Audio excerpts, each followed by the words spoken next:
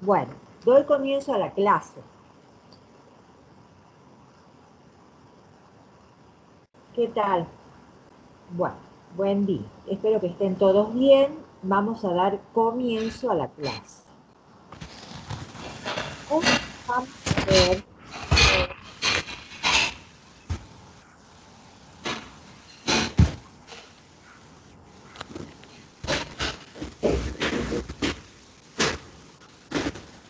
la corteza cerebral, sus funciones intelectuales, el aprendizaje y la memoria. Bueno, antes que nada vamos a recordar de que el cerebro está dividido por el surco central y por el surco lateral en lóbulos. El lóbulo frontal, el lóbulo parietal, el lóbulo temporal y el lóbulo occipital. ¿Cómo está constituida la corteza cerebral, que habíamos dicho que era sustancia gris? Está constituida por una fina capa de neuronas que miden aproximadamente entre 2 a 5 milímetros de espesor. Y posee distintos tipos de neuronas, las cuales pueden ser granulares o estrelladas, las fusiformes y las piramidales. ¿Cómo son las capas? Posee una capa molecular, una capa granulosa externa, la de células piramidales pequeñas, una granular interna, y la de células piramidales grandes. Y luego continúa la capa de células fusiformes o polimorfas. Estamos recordando un poquito su estructura histológica para poder ver bien sus funciones.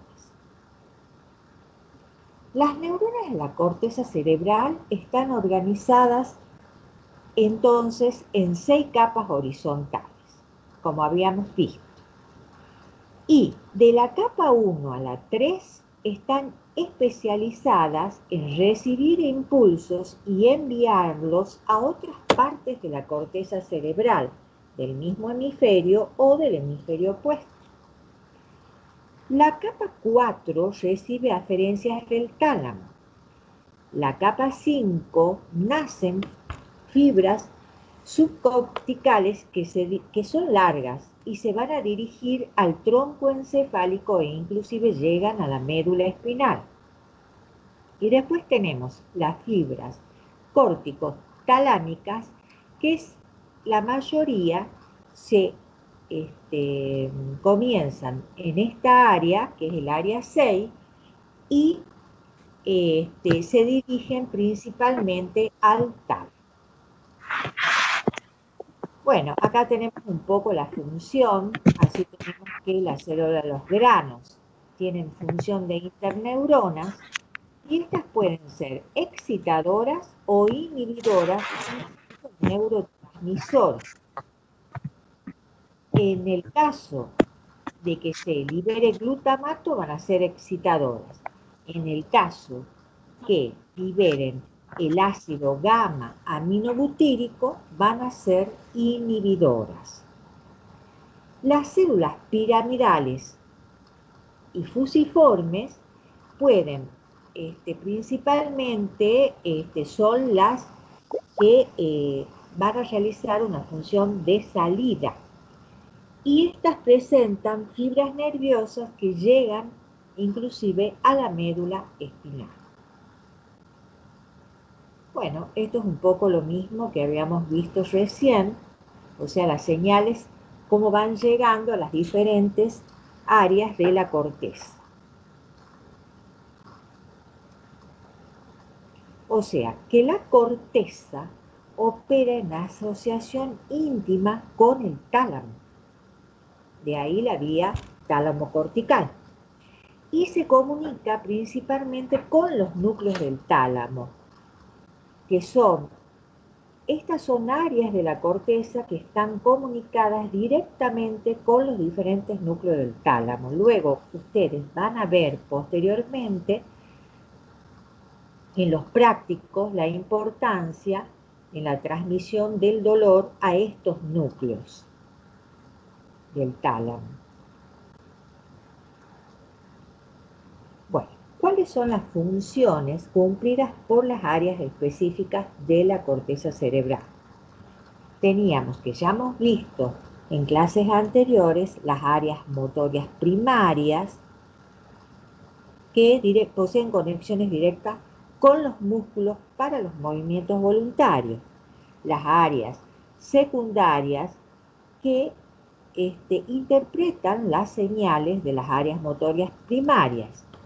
Así tenemos, por ejemplo, el área premotora y suplementaria que trabajan en conjunto, ¿sí? Con también las zonas de los ganglios basales y de esta manera proporcionan patrones de actividad motora.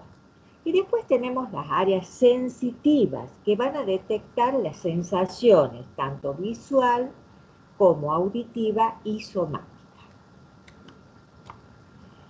Bueno, de esta forma vemos cómo las distintas áreas de la corteza pueden realizar diferentes actividades. Así teníamos que el área motora primaria estaba relacionada con los músculos voluntarios.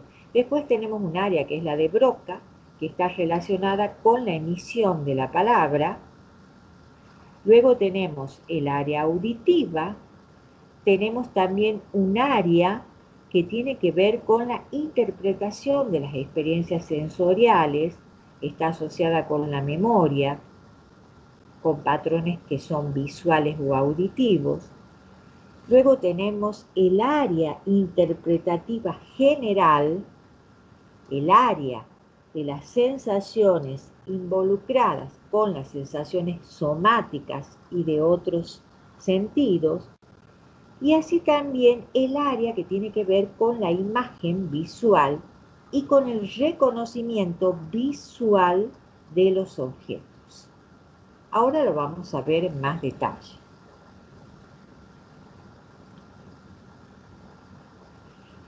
Existen también áreas de asociación y, como su nombre lo indica, asocian múltiples señales corticales. Y estas áreas son el área límbica, el área prefrontal y el área parieto-occipital temporal. Dichas áreas presentan especializaciones. Bueno, acá vamos a verlas con más detalles. Tenemos el área de asociación prefrontal, el área de asociación parieto-occipital temporal y el área de asociación límbica. Bueno, ¿cuáles son qué abarcan y qué funciones poseen? Tenemos que el área parieto-occipital abarca también el área de las coordenadas espaciales del cuerpo, tan importante para poder planificar los diferentes movimientos. Después tenemos el área de Wernicke, que es tan importante para la comprensión del lenguaje. También tenemos el área del procesamiento inicial del lenguaje visual, que se ubica en la circunvolución temporal superior, el área de nominación de los objetos, que aprende de proyecciones tanto auditivas, pero la naturaleza física de dichos objetos lo aprende a través de lo visual. Después tenemos el área de asociación prefrontal, que está en estrecha relación con las áreas motoras del lóbulo frontal, planificando patrones complejos de movimientos, y a la vez se comunica con el núcleo caudado, que es muy importante para llevar a cabo los procesamientos y también es importante para procesar el pensamiento. Después tenemos el área de Broca, que es tan importante para todos los aspectos motores del habla y recibe también aferencias del área del Wernicke. Y también tenemos el área, la corteza de asociación límbica, que se ubica en el polo anterior del lóbulo temporal, frontal y corteza singular, y participa en la conducta emocional y en la motivación, y está conectada con el hipotálamo, los cuerpos amigdalinos y el hipocampo. Después tenemos el área de reconocimiento de la cara en la zona inferomedial de los lóbulos occipitales, contigua al área visual relacionada con el sistema límbico.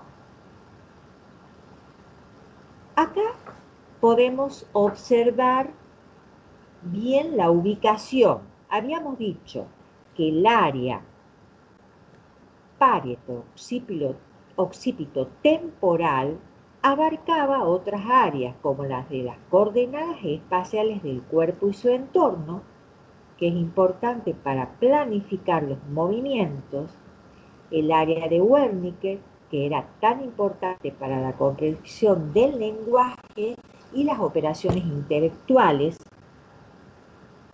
Después teníamos el área premotora, que planificaba los movimientos, como así también es importante en la elaboración del pensamiento, y el área que comprendía también al área de Broca, que era para la formación de las palabras.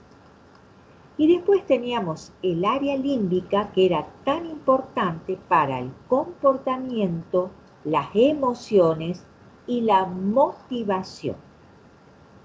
Bueno, acá está el área de denominación de los objetos y el del procesamiento visual de la palabra. Y también tenemos otra área en la parte inferior de los lóbulos que es importante para el reconocimiento de la cara. Bueno, el área de asociación parieto-occipito temporal proporciona, digamos así, un alto grado de significación interpretativa de las señales procedentes de todas las áreas que la rodean. Así tenemos que llega información tanto sensitiva de las sensaciones somáticas como de las áreas visual y de las áreas, y de las áreas auditivas. Acá podemos verla con mayor detalle al área de Wernicke y al área de Broca. O sea, que el área de Wernicke es muy importante para esa, digamos, interpretación asociativa general. Y es muy importante, junto con la circunvolución angular, para la comprensión del lenguaje hablado o escrito. Si esto no funciona bien o hay una lesión, se produce un déficit y es lo que se llama ceguera para la palabra, o también puede ser una ceguera para la audición. Ya lo vamos a ver con más detalle.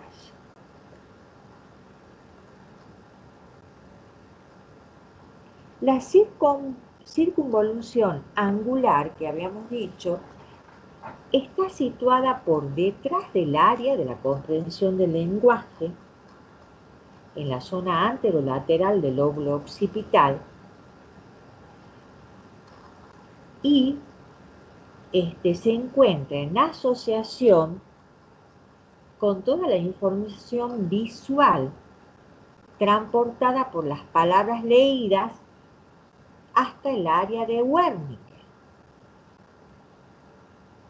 Y esta área es importante con el área de Wernicke porque si no se produce ceguera para las palabras y es lo que comúnmente se denomina dislexia. O sea, se puede leer pero no comprender cuando hay lesiones en dichas áreas.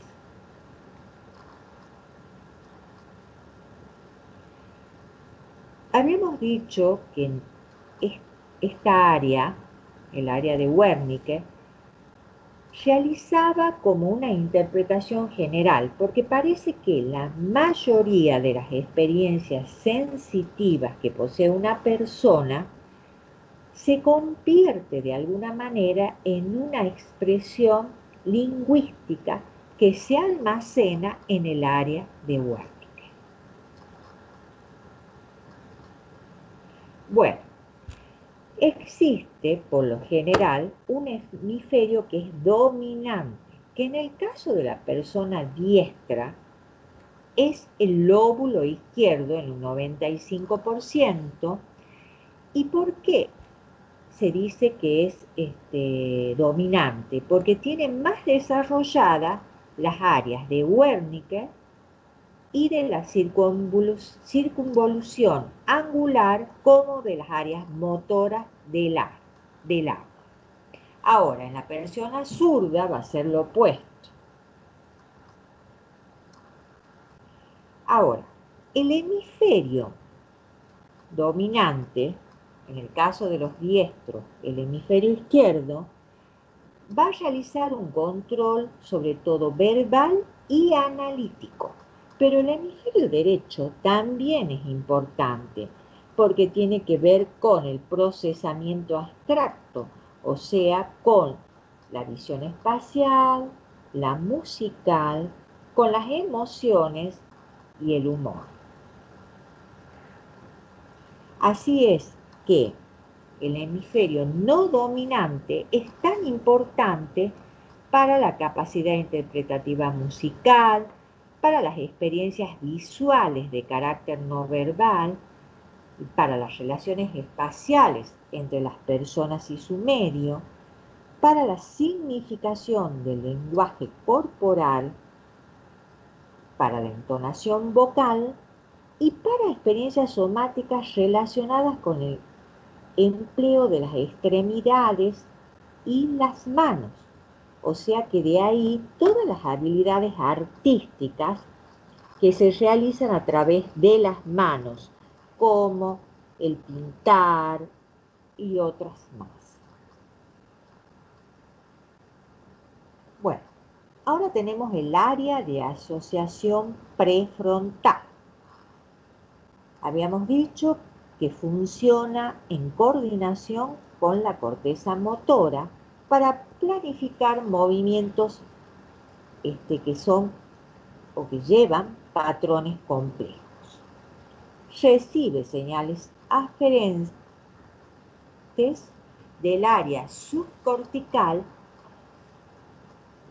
y está en estrecha asociación con el área parieto-occipito temporal para analizar las coordenadas espaciales y de esta manera planificar bien los movimientos.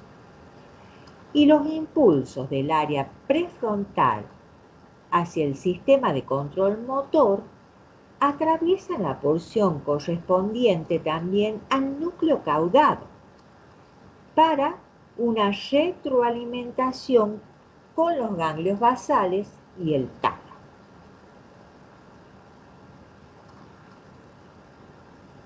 El área prefrontal también es la que mantiene la memoria operativa a corto plazo, es decir, que combina los nuevos pensamientos, pero al tiempo en que están llegando al cerebro. También es fundamental para llevar a cabo el proceso de la elaboración del pensamiento.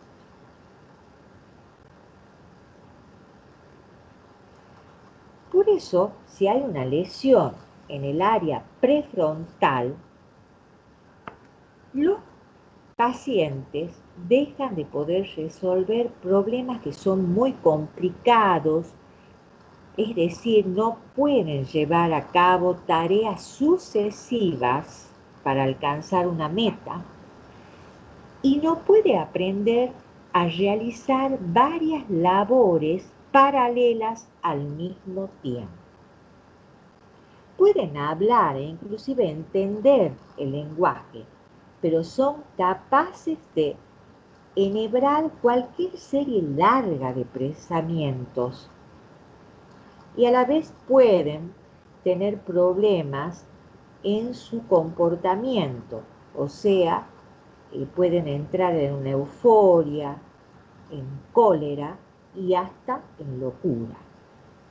Sus respuestas sociales son muchas veces inadecuadas y además presentan depresión, o sea, está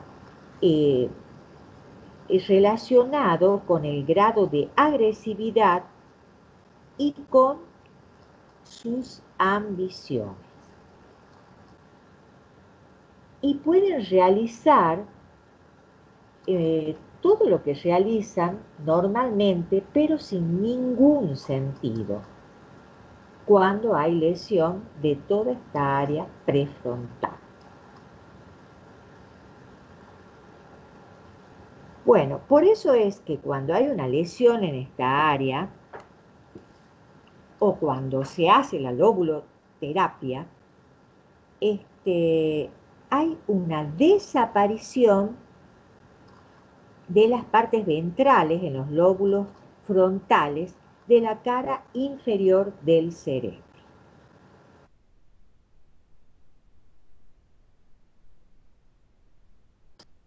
Que era importante el cerebro en la comunicación y recepción del lenguaje.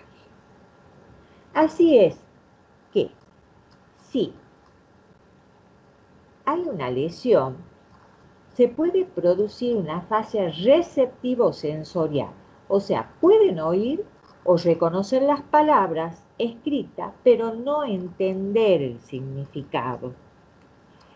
Y si ya se produce una fascia motora o también de Broca, puede formular el lenguaje oral en su mente, pero no puede vocalizar la respuesta. Además, otras zonas del cerebro también llevan a cabo diferentes funciones. Así tenemos que el cuerpo calloso puede, como la comisura anterior, transmite información entre los hemisferios cerebrales, o sea, toda la información que tenga que ver con pensamientos, recuerdos y aprendizajes, transmite de un hemisferio al otro. Bueno, ahora vamos a ver la memoria. La memoria es,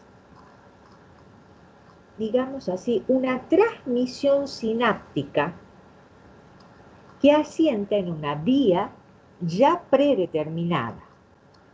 En dicha vía pueden originarse cambios que van a originar nuevas vías, y esas nuevas vías pueden ser facilitadoras o inhibitorias. Y esas nuevas vías que se forman se denominan huellas de la memoria.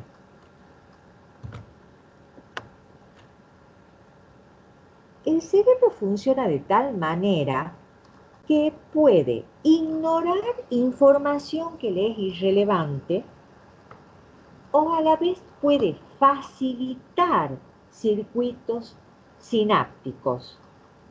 Y es lo que se conoce como sensibilización de la memoria. ¿Cómo se clasifica la memoria? Puede ser a corto plazo, a mediano plazo o a largo plazo. Así tenemos que la memoria a corto plazo es la que dura segundos o minutos. Por ejemplo, un número telefónico de 7 a 10 cifras. La memoria al mediano plazo es la que dura entre días y semanas, pero luego se desvanece. Si no se activan suficientes huellas para que pase de mediano a largo plazo. Y la memoria a largo plazo no tiene tiempo definido. Una vez almacenada, puede recuperarse años más tarde o incluso después de toda una vida. Pero para que suceda esto, hay que realizar una serie de operaciones. Además, también hay un cambio estructural en la sinapsis, o sea, aumentan los puntos de liberación de las vesículas o aumenta la cantidad de vesículas transmisoras liberadas o hay una variación de las espinas dendríticas. Acá podemos ver qué es lo que ocurre en el sistema de la memoria del caracol. Tenemos una vía ya determinada, o sea, un estímulo sensitivo. ¿Y qué es lo que ocurre? Llega otro estímulo y para facilitar, ¿qué es lo que produce? Un aumento en la liberación de la serotonina. Para que esto suceda, hay una conversión del ATP en AMP cíclico, que es el segundo mensajero, el cual inhibe el canal de potasio, favorece la liberación de calcio y de esta manera se libera el neurotransmisor que es la serotonina, que va a facilitar el sistema. Habíamos dicho que para que se consolide la memoria, o sea, para que de mediano plazo pase a ser una memoria o de corto plazo a largo plazo, deben suceder una serie de operaciones cognitivas. Toda información nueva se aprende. ¿Por qué? Porque existe un conocimiento previo que permite el enlace de la nueva información con la ya existente, con el conocimiento previo. Pero para ello se deben realizar una serie de operaciones cognitivas.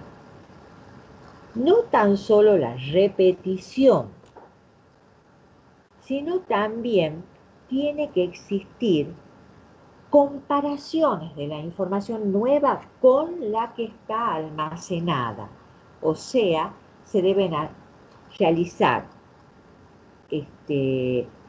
estos procesos que pueden comparar, pueden diferenciar, y de esta manera se va almacenando y se va acumulando todas esas semejanzas y diferencias, porque de lo contrario no se almacena en la memoria a largo plazo, si solamente es un proceso de repetición.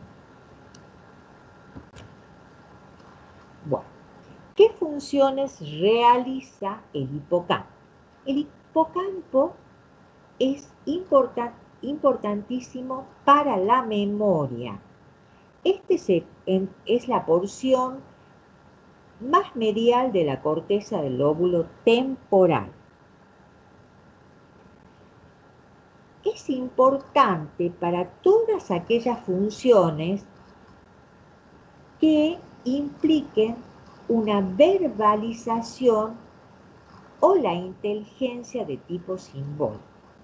Porque si se produce una lesión del hipocampo, no va a haber problemas para aprender habilidades físicas, como realizar una gimnasia, pero sí todo aquello que implique la verbalización o la inteligencia. Y cuando hay una lesión del hipocampo, ocurre comúnmente lo que se denomina amnesia.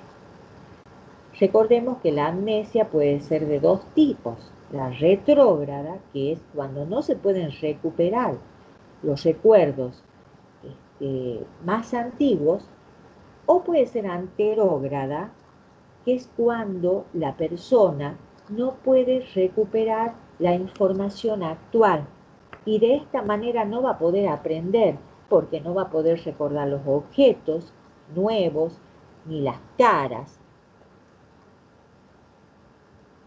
Bueno, espero que les haya servido esta clase. Muchas gracias por haber estado presente.